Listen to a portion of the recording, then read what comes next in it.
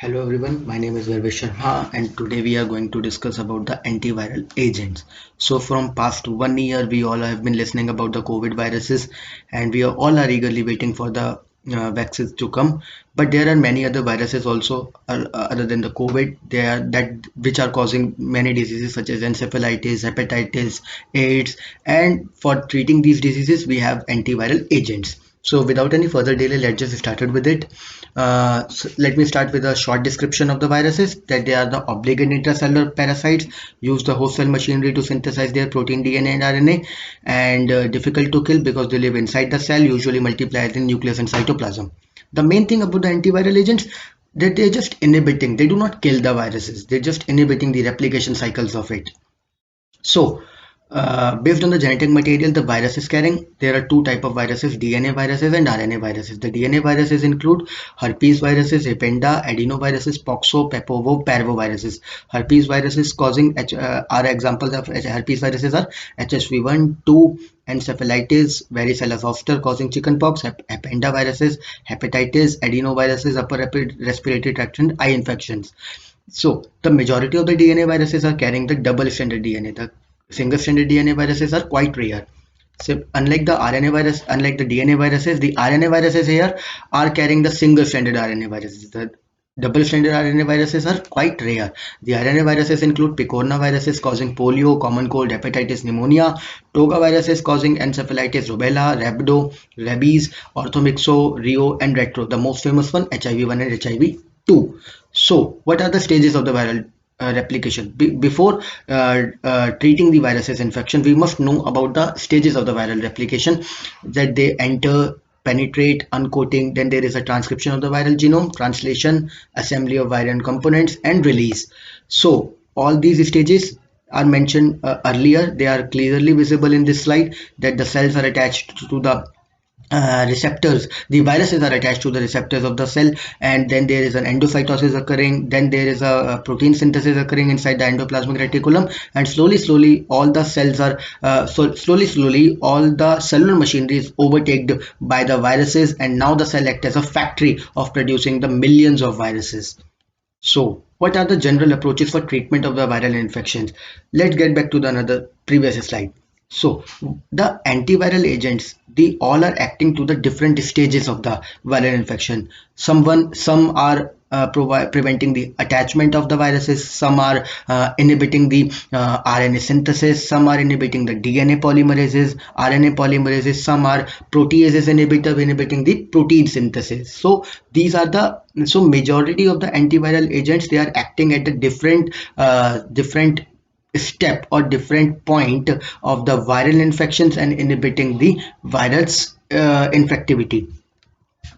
So what are the ideal properties of the antiviral drugs? It must possess a broad spectrum of antiviral properties. It should completely inhibit the viral replication. It should have minimum toxicity. It should be effective against resistant viruses. The major type of the antiviral agents are started from here.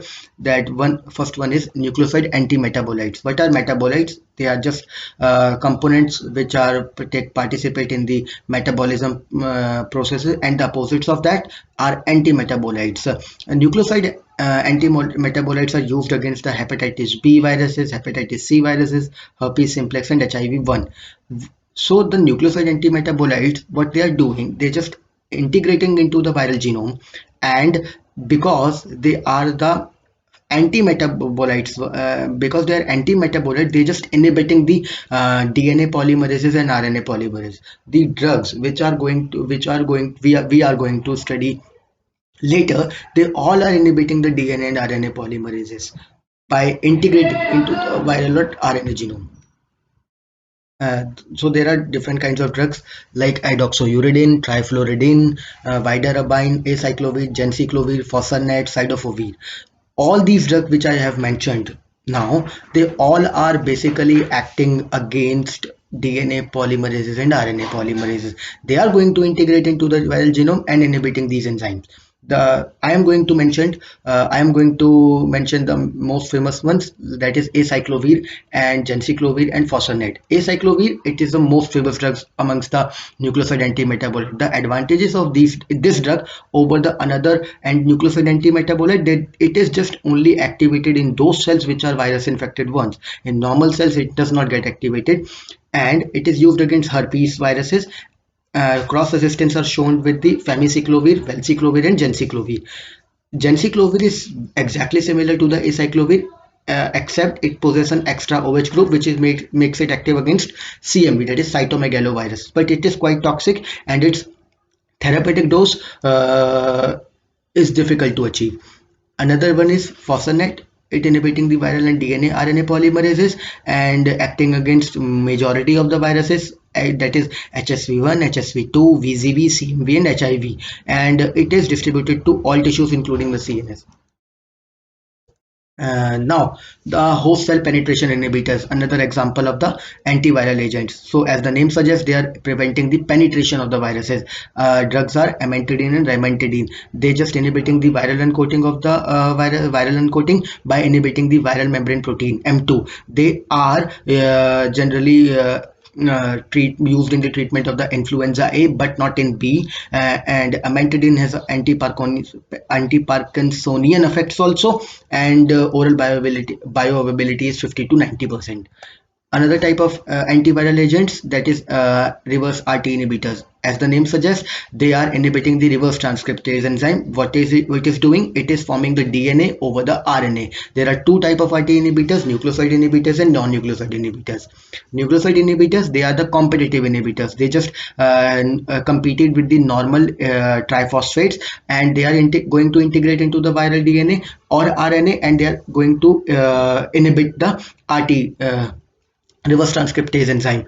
Nucleoside inhibitors incorporate into the viral DNA, and thus ultimately DNA propagation is blocked due to the lack of 3' hydroxyl groups. The example of it is AZT, that is zidovudine. It is basically given in the treatment of the HIV-1, competing it with the DGTP and its incorporation into the viral DNA, and it also acts as a chain terminator. Zalcitabine is also a example of RT inhibitors. Then there is a non-nucleoside inhibitors. Unlike the nucleoside ones, they are not competing with the normal triphosphates. They have the minimal toxicity and can work synergistically with the nucleoside analogs. These drugs have high therapeutic index.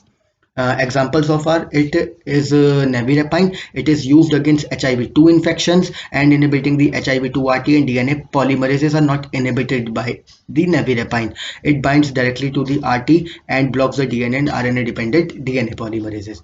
Another type of antiviral agent, that is RNA synthesis inhibitor. As the name suggests, it inhibiting the RNA synthesis. Examples of it is ribavirin. It is used against influenza, parainfluenza viruses, and Lassa viruses. Anemia and jaundice are its adverse effects and not advised in pregnancy. Another is proteases inhibitor. These drugs are inhibiting the protein synthesis. They are active against both HIV-1 and HIV-2 viruses, and these drugs reduce the AIDS-defining deaths and death by almost 58% as compared to the placebo effect. Now, what are interferons and how they are activating? Interferons, these are the natural proteins produced by the all type of virus infected cells. There are three classes of it: alpha, beta, and gamma. Alpha and beta interferons are produced by the response all cells in the response to the viral infections. Gamma are produced only by the T lymphocytes and NK cells in response to cytokines. Gamma has less antiviral activity as compared to alpha and beta. The interferons are act by J and K STAT pathway to increase the antiviral properties, act at a multiple steps with viral penetration, synthesis of viral RNA and DNA, viral assembly and release. So these are the different kinds of the antiviral agents which we have discussed here. I hope that you all are liking it, and stay safe and stay healthy. Thank you.